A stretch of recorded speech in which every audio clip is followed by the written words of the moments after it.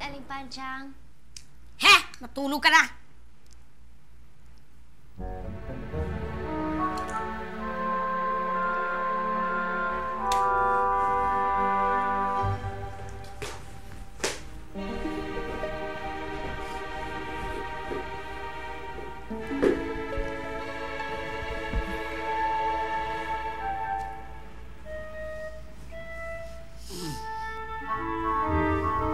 Nighty-nighty.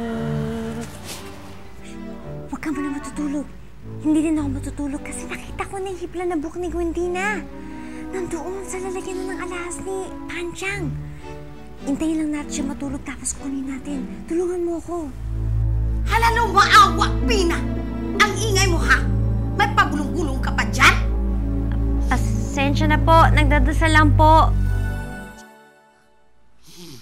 Iring.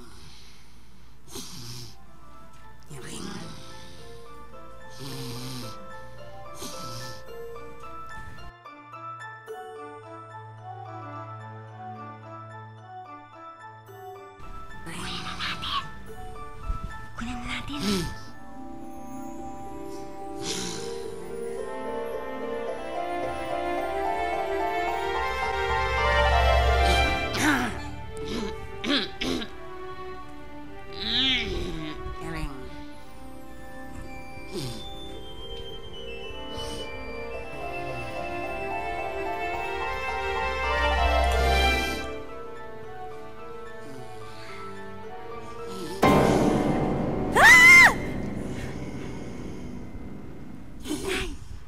Okay ka lang ba dyan?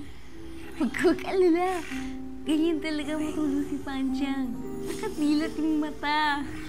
Grabe naman. Over the horizon siya. Parang tegi lang na nabuhay. Zombie mode.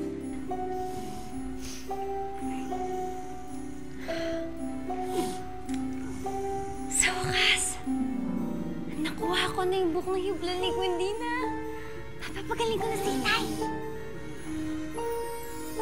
Salamat, Itay, ha. Apir. Aray! Over ka, te. 20 lang ko, no? Pasensya. Balik na natin.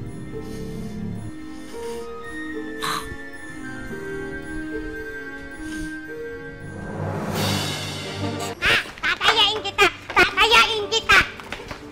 Uy, buddy! Pwede mo kayo maglaro dito. Ang dami-daming gamit dito. Mamaya, mapano kayo, ha? Mamaya na, kuya. Mga 5 minutes. Babawi lang ako. Kasi lagi nga akong taya eh. 5 minutes, mamaya, hinahanap sa kanila yung mga yan. Teka, kuya. Iririgalo mo pa rin ba ito kay Tina? Ha? Para naman bata yung nililigawan mo. Amin na lang kasi yan. Pwede ba huwag yung pag-interesan to?